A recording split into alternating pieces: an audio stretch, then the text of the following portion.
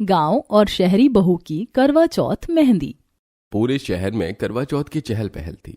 दिशा अपनी माँ, भाभी और मोहल्ले की कुछ औरतों के साथ बाजार में होती है। क्या भाभी, आपने साड़ी भी इतनी साधारण सी ली और बाकी का सारा सामान भी। मार्केट में कितने अच्छे अच्छे कलश, थाल, छलनी सजी हुई आने लगी। आप वो भी तो ले सकती हो।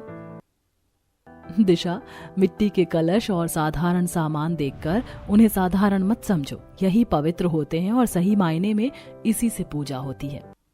कोई बात नहीं दिशा बेटी, जब तुम्हारी शादी होगी और तुम करवा चौथ करोगी तो तुम महंगी चीज ले लेना और अपने सारे शौक पूरे करना। सही कह रही हो बहन, अब बस इसकी भी जल्दी से शादी हो तो मैं फ्री हो जाऊं। अब सभी बातें करते हुए करवा चौथ का सामान लेकर घर आते हैं तो वहीं पूजा मोहल्ले की कुछ औरतों के बीच बैठी होती है और सभी सुहागन औरतों को मेहंदी लगा रही होती है। तभी वहां उसकी माँ अर्चना आती है। रात के 10 बजने वाले हैं। घर के बाहर सुबह मेहंदी लेकर जो तू बैठी अभी तक मेहंदी ही लगा रही है। लोगों के घर जा जाकर चल अब घर और खाना खा ले। बहुत लगा ली तूने लोगों की करवा चौथ की मेहंदी। हाँ माँ, बस चली रही हूँ, सबको मेहंदी लग गई है। बस भाभी की एक हाथ की मेहंदी रहती है, 10 मिनट और दो। क्या अर्चना बहन, तुम भी ना कितना बनती हो। पूजा बिटिया इतनी अच्छी मेहंदी लगाती, तभी तो हर करवा चौथ पर हम इसी से मेहंदी लगाने आते हैं। अब कल ही करवा चौथ है, समय नहीं मिलेगा, इसीलिए रात के 10 बजे ही मेहंदी लगाने के लिए बैठे हैं पूजा से। इसी बहाने पूजा की भी थोड़ी कमाई हो जाती। क्यों पूजा? रहने दो बहन ऐसी कमाई जिसमें मेरी बेटी खाना भी ना खाए। मुझे अपनी बेटी की ऐसी कमाई नहीं चाहिए। अगर तेरी मेहंदी लग गई हो तो तू मेरे साथ चल। 10 मिनट बैठकर अर्चना मेहंदी लगने का इंतजार करती है और मेहंदी पूरी होते ही अर्चना पूजा को अपने साथ घर ले जाने लगती है। तो वहीं घर के बाहर दो औरतें आपस में बात कर रही होती हैं। अरे बहन, क्या बताऊं तुम्हें, मेरी बहू शहरी है, बहुत नाटक है उसके। एक तो मेहंदी आर्टिस्ट नहीं मिल रहा। इतनी मुश्किल से 2 मेहंदी आर्टिस्ट मिली थी, उसे इसके डिजाइन मेहंदी के पसंद नहीं आए। कहाँ से लाऊं उसके लिए शहरी मेहंदी आर्टिस्ट? कल ही करवा चौथ भी है।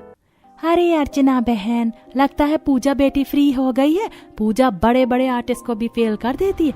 बहुत सारे मेहंदी के डिजाइन आते हैं पूजा को। अपनी बहू की मेहंदी पूजा से ही लगवा लो। मेरी बेटी अब किसी को मेहंदी नहीं लगाएगी, सुबह से भूखी है। बहन मैं बहुत परेशान हूँ। मेरी बहू का ये पहला करवा चौथ है और वो शहरी है। उसे यहाँ पर किसी की भी मेहंदी डिजाइन पसंद नहीं आ रहे। क्या पता तुम्हारी बेटी के पसंद आ जाए। माँ, करवा चौथ में मेहंदी लगाना भी अच्छा होता है। जाने दो, ये मेरा लास्ट कस्टमर है। इसके बाद किसी को मेहंदी नहीं लगाऊंगी और सीधा घर आऊंगी। कल तुझे लड़के वाले देखने आ रहे हैं और तू है कि अच्छा ठीक है, जा लगा दे मेहंदी। पूजा के कहने पर अर्चना उसे जाने देती है। अब पूजा उस औरत के साथ उसके घर जाती है और सोफे पर बैठकर अपनी मेहंदी की किताब उसकी बहू को दिखाती है। अरे वाह, तुम्हारे पास तो बहुत अच्छी मेहंदी की डिजाइन है। और ये क्या, तुमने मेहंदी की डिजाइन से ब्लाउज भी बना रखा है? कहाँ से सीखा तुमने? भाभी मैंने कहीं से सीखा नहीं है, बस लोगों को मेहंदी लगाते लगाते सीख गई। और ये मेहंदी ब्लाउज डिजाइन बस ऐसे ही मैंने बना दिया। बहुतों को हाथों में, बाजू पर टैटू जैसा मेहंदी का डिजाइन बनवाना पसंद है, इसीलिए मैंने ब्लाउज के भी कुछ मेहंदी डिजाइन बना दिए। सच में तुम तो बहुत टैलेंटेड हो। चलो जल्दी से मेहंदी लगा दो, कल ही करवा चौथ है और मुझे अपना करवा चौथ बहुत स्पेशल बनाना है। इतनी मेहंदी आर्टिस्ट में से सपना को पूजा के डिजाइन काफी पसंद आते हैं और वो उसे मेहंदी लगवाती है। अब पूजा मेहंदी के लगा के घर आती है। अगले ही दिन करवा चौथ होता है। उस दिन सारी सुहागन औरतें अपने पति की लंबी आयु के लिए करवा चौथ का व्रत करती हैं और शाम को करवा चौथ की कथा सुनती हैं। इसी बीच दिशा के मंगेतर का फोन आता है और वो कमरे में बैठकर उससे बात करती है। क्या कर रही थी तुम? आज तो करवा चौथ है, तुमने रखा या नहीं? मैं शादी से पहले करवा चौथ रखकर अपना पहला करवा चौथ खराब नहीं करना चाहती। मुझे अपना करवा चौथ यादगार बनाना है और मैं अभी अभी कथा पढ़कर आई हूँ। और रही मेरे करवा चौथ की बात, तो वो मैं शादी के बाद ही करूंगी। अरे ऐसी बात नहीं है, अब तो मुझे हमारी शादी से ज्यादा जल्दी करवा चौथ की है, जब तुम मेरे लिए व्रत रखोगी। अब काफी देर तक दिशा अनुराग से बात करती है तो वहीं पूजा के घर रिश्ता आता है और लड़के वाले जाते हैं। आज तो मैं बहुत खुश हूँ, मेरी बेटी का रिश्ता जो लग गया। अब तो अगले साल मेरी बेटी भी करवा चौथ करेगी। माँ, अब तो बहुत जल्दी दीदी की भी बारात आएगी। पूजा का रिश्ता लगने पर उसकी माँ और बहन काफी खुश होती हैं और देखते ही देखते रात हो जाती है और पूजा देखती है कि गांव की सभी औरतें सज धज कर हाथों में पूजा की थाल लिए छत पर तो कुछ घर के बाहर खड़ी हैं और चांद को देखकर अपने पति के हाथों से पानी पीकर व्रत खोल रही हैं। अब इसी तरह कुछ दिन बीत जाते हैं और दिशा की शादी अनुराग से तो वहीं पूजा की शादी अशोक से हो जाती है और दोनों ही लड़कियां एक दूसरे की पड़ोसी बन जाती हैं। माँ, भाभी तो बहुत अच्छा खाना बनाना जानती हैं। भाभी, मजा ही आ गया आपके हाथों का खाना खाकर। मुझे तो पता ही था, गांव की लड़की है तो संस्कारी और हर चीज में गुणी तो होगी, इसीलिए तो मैंने अपने अशोक की शादी गांव की लड़की से करवाई। वैसे पिछले हफ्ते सुमित्रा के बेटे अनुराग की शादी हुई है। मैंने सुना है उसकी बहू शहरी है और उसके घर में क्या चल रहा है? आप किसी औरत से कम नहीं, आपको क्या मतलब उनके घर में क्या चल रहा है और क्या नहीं। अब उनकी शहरी बहू है तो शहरी तौर तरीके से ही रहती होगी, हमें क्या दूसरों से। बहू तुम यहीं रुको, मैं तुम्हारी पहली रसोई का नेग लेकर आती हूँ। इस तरह शांति कुछ देर में अपनी बहू को उसकी पहली रसोई का नेक देती है। देखते ही देखते कुछ हफ्ते बीत जाते हैं और माया अपनी बेटी का शादी का कार्ड लेकर अपने सभी पड़ोसियों के घर आती है। शांति बहन, ये मेरी बेटी की शादी का कार्ड है, अगले हफ्ते उसकी शादी है। आप सभी को मेरी बेटी की शादी में जरूर आना और 2 दिन बाद ही मेरी बेटी की मेहंदी का फंक्शन है, तो आना भूलना मत और बहू को भी लेकर आना। हाँ माया बहन, क्यों नहीं, हम जरूर आएंगे। शांति का कार्ड देकर अब माया अपनी पड़ोसन सुमित्रा के घर जाती है, जहां दिशा चाय पानी लेकर आती है और माया पहली बार सुमित्रा की बहू को देखकर सुमित्रा से कहती है, सुमित्रा बहन, बहू तो तुम बड़ी प्यारी लेकर आई हो। शहरी लड़कियां भी इतनी संस्कारी होती है, कभी सोचा नहीं था, वरना हमारे मोहल्ले में तो सब गांव से ही बहू लेकर आए। वैसे मेरी बेटी की शादी है और 2 दिन बाद मेहंदी है, तो तुम्हें अपनी बहू को लेकर आना है इस मेहंदी के फंक्शन में। आखिर हमारी बहू भी तो देखे हमारे मोहल्ले में कैसे शादियां होती है। हाँ आंटी, क्यों नहीं, वैसे भी भाभी कहीं नहीं जाती, इसी बहाने वो आसपास के लोगों से भी मिल लेंगी। माया सभी को शादी का कार्ड देकर चली जाती है। इसी तरह 2 दिन बीत जाते हैं और गली में ही टेंट लगवाकर मेहंदी का फंक्शन शुरू होता है। अब सभी पड़ोसी माया की बेटी की मेहंदी के फंक्शन में आते हैं, जहां दिशा, करिश्मा, काजल और कुछ औरतें डांस करती हैं, तो वहीं पूजा चुपचाप खड़ी होती है। वहीं शांति सुमित्रा से कहती है, अरे सुमित्रा बहन, ये है तुम्हारी बहू। बहू तो तुम्हारी भी बहुत सुंदर है और खुले मिजाज की है, पर बहू ने सर पर पल्लू नहीं रखा और ऐसे ही नाच रही है। अरे शांति बहन, जानती नहीं हो कि सुमित्रा बहन की बहू शहरी है, तुम गांव से बहू लेकर आई हो। अब गांव की लड़कियों में शहर की लड़कियों में फर्क तो होता है ना। ऐसा कुछ नहीं है बहन, अगर मैं अपनी बहू को घूंघट करने के लिए कहूंगी तो वो भी करेगी, पर हम लोग भी तो शहर में ही रहते हैं, अब जमाना बदल रहा है। माँ कहाँ हो तुम? आंटी, आपने मेरी माँ को देखा क्या? क्या हुआ शिल्पा, तुम बड़ी परेशान लग रही हो। आंटी तो यहाँ नहीं आई, हमें बताओ क्या हुआ। होना क्या है यार, मैंने मेहंदी आर्टिस्ट को बुक किया था, वो कह रही है कि उसकी तबीयत खराब हो गई, वो अस्पताल में एडमिट है। मैंने उससे कहा कि अपने बदले किसी और को भेज दे, तो कहती है उसके सारे मेंबर बिजी हैं। अब मैं मेहंदी किससे लगवाऊं? 2 दिन बाद मेरी शादी भी है, मुझे तो कुछ समझ नहीं आ रहा। शिल्पा परेशान वहीं पर बैठ जाती है और जब इस बारे में माया को पता चलता है तो वो भी अपने कुछ रिश्तेदारों को फोन करती है और उन्हें परेशान देख पूजा अपनी नंद से कहती है, काजल, मुझे बहुत अच्छी मेहंदी लगानी आती है, अगर शिल्पा मुझसे मेहंदी लगाना चाहे तो मैं लगा सकती हूँ, तुम एक बार बात करो ना। जहाँ पूजा शिल्पा की मदद करने की कोशिश में लग जाती है तो वहीं ये सब ड्रामा देखकर दिशा का मुंह बनता है। इसे कहते हैं पैसे बचाना। सही नाटक कर रही है, पहले खुद ने मेहंदी आर्टिस्ट को बुक किया नहीं होगा और अब कह रही है कि वो आ नहीं सकती। क्या हुआ भाभी, आप बड़ी चुपचाप खड़ी हैं? हाँ, वो अभी तक मेहंदी लगनी शुरू नहीं हुई ना, तो डांस करके मैं थक गई हूँ, सर भी दर्द हो रहा है। अच्छा, मैं घर जा रही हूँ, आप ही लोग फंक्शन अटेंड कीजिए। दिशा बहाना बनाकर वहां से चली जाती है तो वहीं काजल शिल्पा से मेहंदी के लिए बात करती है और शिल्पा के हाँ कहते ही मेहंदी की किट लेकर पूजा बैठ जाती है और मेहंदी लगाना शुरू करती है। जैसे एक हाथ की मेहंदी खत्म होती है, सभी मेहंदी का डिजाइन देखकर काफी हैरान होते हैं। पूजा बहू, तुम तो ना सिर्फ संस्कारी हो बल्कि होनहार भी। पूजा बहू, तुम तो ना सिर्फ संस्कारी हो बल्कि होनहार भी हो। तुम इतना अच्छा मेहंदी लगाना कैसे जानती हो? दरअसल बचपन से मुझे मेहंदी लगाने का बहुत शौक है, तो बस इसीलिए। अच्छा हुआ भाभी जो आप मेरी मेहंदी के फंक्शन में आ गई, अगर आप आज ना होती तो शायद मेरा मेहंदी का फंक्शन पूरा खराब हो जाता। शिल्पा को पूजा का लगाया मेहंदी का डिजाइन काफी पसंद आता है और वहां खड़े सभी लोग भी अब पूजा की काफी तारीफ करते हैं। कुछ देर में मेहंदी फंक्शन खत्म होता है और जब करिश्मा अपनी माँ के साथ घर जाती है तो दोनों ही माँ बेटी बैठकर पूजा की काफी तारीफ करते हैं। पर जो भी कहो, गांव की लड़कियां हर चीज में तेज होती हैं। बताओ कितनी जल्दी उसने दोनों हाथ और पैर में ब्राइडल मेहंदी लगा दी। और कितनी अच्छी मेहंदी लगाई है, जबकि कहीं से सीखा भी नहीं। शांति बहू बिल्कुल सही लेकर आई है। आप शांति आंटी की बहू की बात करिए, जो कि गांव से आई है। गांव की लड़कियों को मेहंदी के बारे में कुछ पता भी नहीं होता और वो ब्राइडल मेहंदी लगा दे हो ही नहीं सकता। जरूर उसने सीखा होगा, और अगर उसने सीखा नहीं तो आप लोगों की पसंद ही थर्ड क्लास है। दिशा, जरूरी नहीं कि कोई गांव से है तो उसे कुछ ना आता हो, बल्कि गांव की लड़कियां सिलाई, कढ़ाई, बुनाई, खाना बनाना और मेहंदी जैसी चीजों में माहिर होती हैं। आखिर ये लड़की है कौन? मुझे भी अब इस गांव की लड़की से मिलना है जिसकी ये सब तारीफ करते हुए नहीं थक रहे। अपने सामने किसी गांव की लड़की की तारीफ होता देख दिशा का मुंह बन जाता है। इसी तरह कुछ दिन बीत जाते हैं और अब पूजा अपनी सास और नंद के साथ बाजार जाती है तो उसकी मुलाकात पहली बार दिशा और उसके परिवार से होती है। अरे शांति बहन, तुम अपनी बहू के साथ यहाँ। बहू कैसी हो तुम? उसके बाद फिर कभी किसी को मेहंदी लगाया या नहीं? दिशा, यह है पूजा बहू जिसने शिल्पा को ब्राइडल मेहंदी लगाई थी। अच्छा, तो तुम हो गांव की लड़की जिसने ब्राइडल मेहंदी लगाई? सच सच बताना, कहाँ से सीखा है या स्टिकर वाली मेहंदी का इस्तेमाल किया है तुमने? स्टिकर वाली मेहंदी? ये कैसी मेहंदी होती है?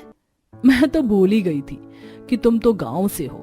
गांव में तो अभी तक स्टिकर वाली मेहंदी किसी ने देखी भी नहीं होगी, लगानी तो दूर की बात है। गांव के लोग तो आज भी पत्ते तोड़कर उन्हें पीस कर फिर मेहंदी लगाते हैं। माँ जी, आप ऐसी लड़की की तारीफ कर रहे थे मेरे सामने जिसको अलग अलग मेहंदी के बारे में पता भी नहीं। मैं बेकार ही तुम्हारे बारे में सोचने लगी थी। मुंह बनाकर दिशा वहां से चली जाती है। अब न चाहते हुए भी सुमित्रा और करिश्मा को भी दिशा के पीछे जाना पड़ता है और दिशा का ये रवैया देखकर। शहरी है, इसका मतलब ये नहीं कि हमारी भाभी को घमंड दिखाएंगी। भाभी, आप भले ही गांव से हो पर हर चीज में उससे अच्छी हो। आपकी तारीफ सुनकर पक्का उसे जलन हुई होगी, तभी तो आपको अकड़ दिखा गई। शायद वो भूल गई है कि आपका मायका गांव से है पर ससुराल शहर में ही रहता है। जाने दे बेटा, लगता है उसे हमारी बहू की तारीफ पसंद नहीं आई। इतना बोलकर शांति अपनी बेटी बहू के साथ घर आती है और काजल सबके साथ बैठकर सारी बात अपने भाई को बताती है, जिस पर अशोक सबसे कहता है, क्या आप लोग भी ना छोटी छोटी बातों को दिल पर लगाकर बैठ जाते हैं? क्या पता उसका नेचर ही ऐसा हो। अशोक बिल्कुल सही कह रहा है। बहू, तुम उसकी बातों को दिल पर मत लेना। शहरी लोग ऐसे ही होते हैं, थोड़े घमंडी और जलने वाले। अशोक और विनोद पूजा को बुरा न लगे इसलिए दिलासा देते हैं तो वहीं घर आते ही करिश्मा और सुमित्रा दिशा से कहती है, बहू, ये क्या तरीका था? तुम उस लड़की से पहली बार मिली थी और तुमने उसके पूरे परिवार के सामने इस तरह उससे बात की। वो लोग क्या सोचेंगे? पिछले 25 सालों से हम पड़ोसी हैं। क्या हो गया माँ? किस बात पर आप दिशा को डांट रही हैं? अनुराग के पूछने पर सुमित्रा सारी बात अपने बेटे को बताती है, जिस पर अनुराग कहता है, तो क्या हो गया माँ? आप क्यों राय का पहाड़ बना रही हैं?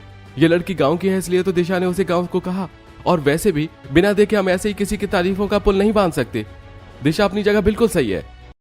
इसी तरह की बातें करके अनुराग दिशा का साथ देता है और इसी तरह कुछ दिन बीत जाते हैं और घर में करवा चौथ की बातें शुरू हो जाती हैं। खाते हुए सब बातें करते हैं। शांति, कुछ दिनों में करवा चौथ आने वाला है। तुम्हारा बेटा तो एक नंबर का नालायक है। तुम ही कल बहू को बाहर शॉपिंग के लिए ले जाना और कुछ नए कपड़े, गहने और चूड़ी दिला देना। पापा, मैं इतना भी नालायक नहीं हूँ। मैं जानता हूँ कि शादी के बाद पूजा का ये पहला करवा चौथ है, इसलिए मुझे अपनी बीवी को उसके पहले करवा चौथ पर क्या गिफ्ट देना है इसके बारे में भी मैंने सोच लिया है। पर शॉपिंग माँ और काजल को ही करवानी पड़ेगी।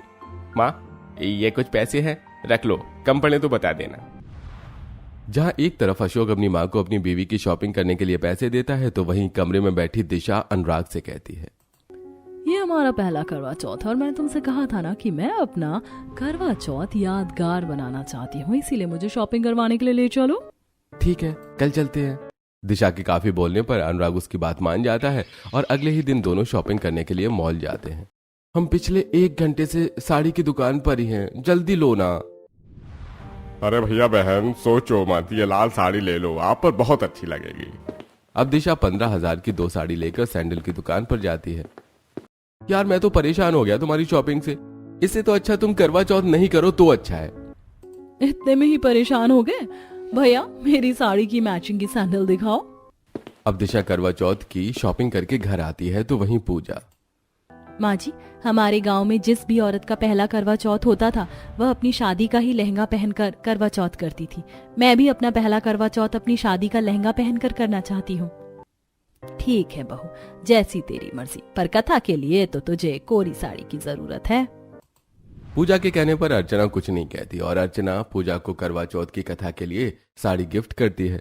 अब जहां पूजा सिंपल साधारण तरीके से ब्लाउज बनवाती है तो वहीं दिशा नई तरीके के फैशन वाली ब्लाउज सिलवाती है जो कि ऑफ शोल्डर और पीछे से बैकलेस होता है। और जब वो अपना ब्लाउज हॉल में बैठे अपने पति और सास को दिखाती है तो ये देखो, मेरा ब्लाउज अच्छा लग रहा है ना? ये तुम्हारा ब्लाउज है? मुझे तो खाली कपड़ा लगा। ये तुम पहनोगी कैसे? न इसमें बाजू है, न कंधे हैं और न कंधों पर कपड़ा है। अरे बाबा, ये पीछे से बांधने वाला ब्लाउज है। करिश्मा, समझाओ भैया को। मैं क्या समझाऊं भाभी, माना कि हम शहर में रहते हैं और आप भी शहरी हैं, पर इसका मतलब ये नहीं कि नई बहू होकर आप अपने पहले करवा चौथ पर ऐसे कपड़े पहनो। लोग क्या कहेंगे? बहू, आज तक मैंने तुझ पर कभी रोक टोक नहीं किया क्योंकि हम लोग गांव के लोगों की तरह नहीं है, पर इसका मतलब ये नहीं कि तू कुछ भी पहनकर तैयार हो जाए। करवा चौथ पर मोहल्ले की कुछ औरतें हमारे छत पर आकर अपना व्रत खोलती हैं। अगर वो लोग तेरा ऐसा ब्लाउज देखेंगे तो क्या सोचेंगे? तू तो हमारी इज्जत मिट्टी में मिलाना चाहती है। मुझे कुछ नहीं पता, तू बस ये ब्लाउज नहीं पहनेगी। अब कुछ भी करके इसे ठीक कर।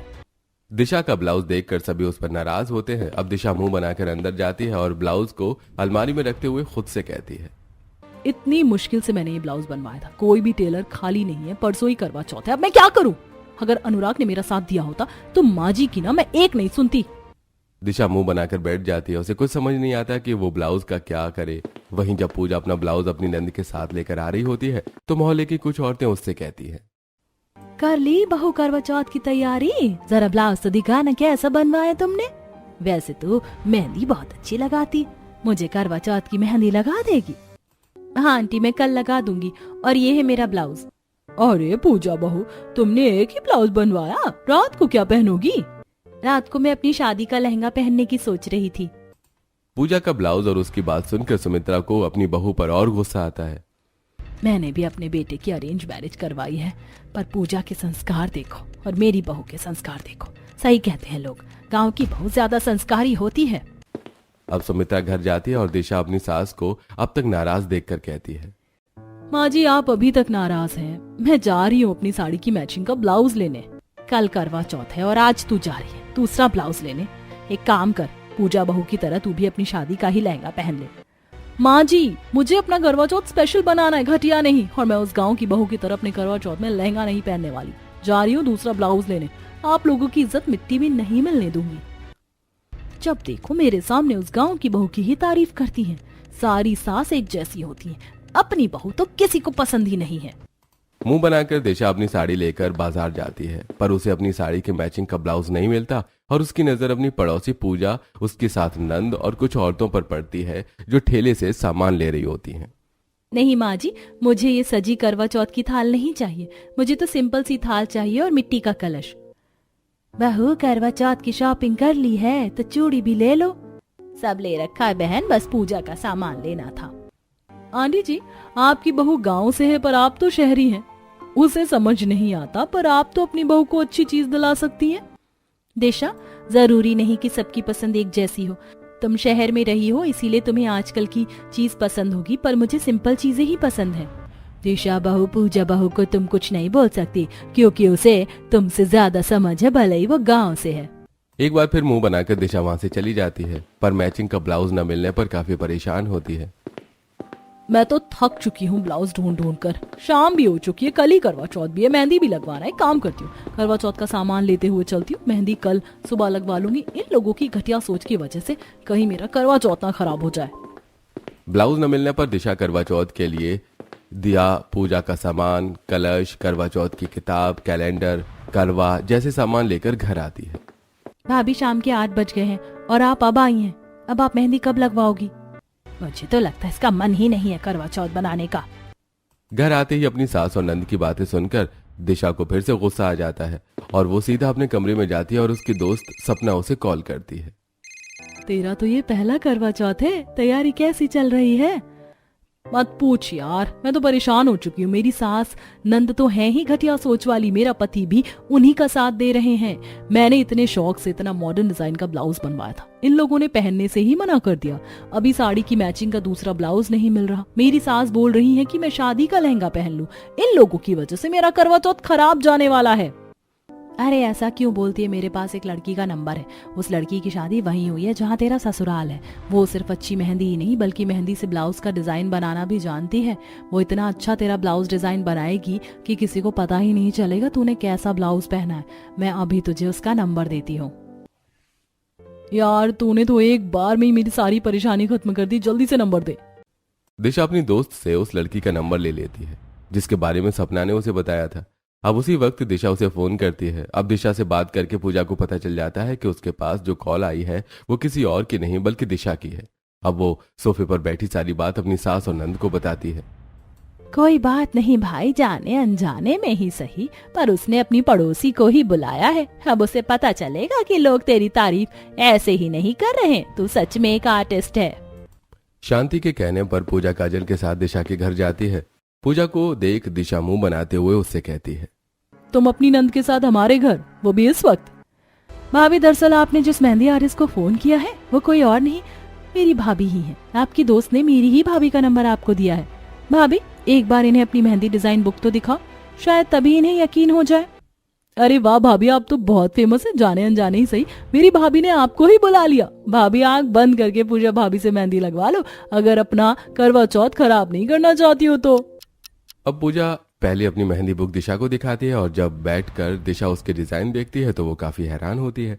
उसके बाद वो मेहंदी ब्लाउज बनाने का फैसला करती है और कमरे में जाकर अपना ब्लाउज पहनती है। वहीं पूजा से मुंह बनाकर उससे मेहंदी लगवाना शुरू करती है।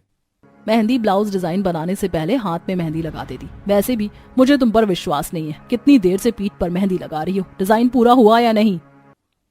बस पूरा ही होने वाला है, उसके बाद मैं तुम्हें फोटो खींचकर दिखा दूंगी।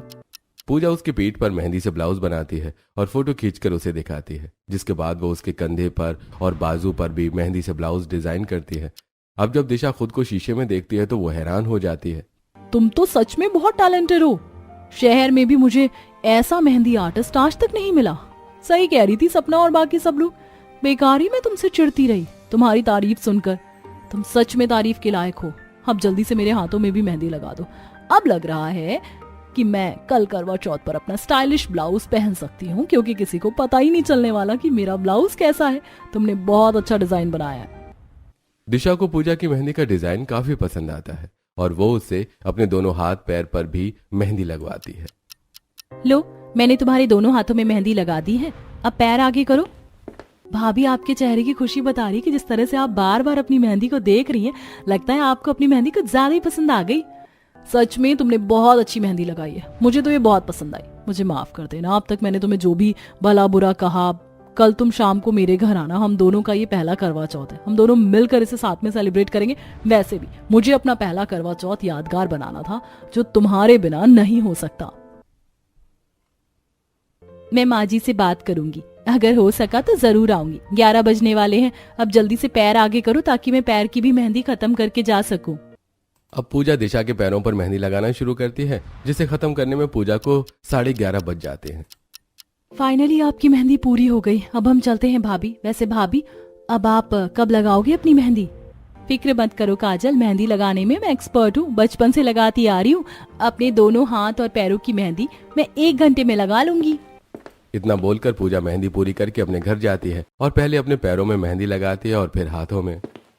पूजा, तुम्हें क्या जरूरत थी उस नक्शेड़ी दिशा की मेहंदी लगाने की?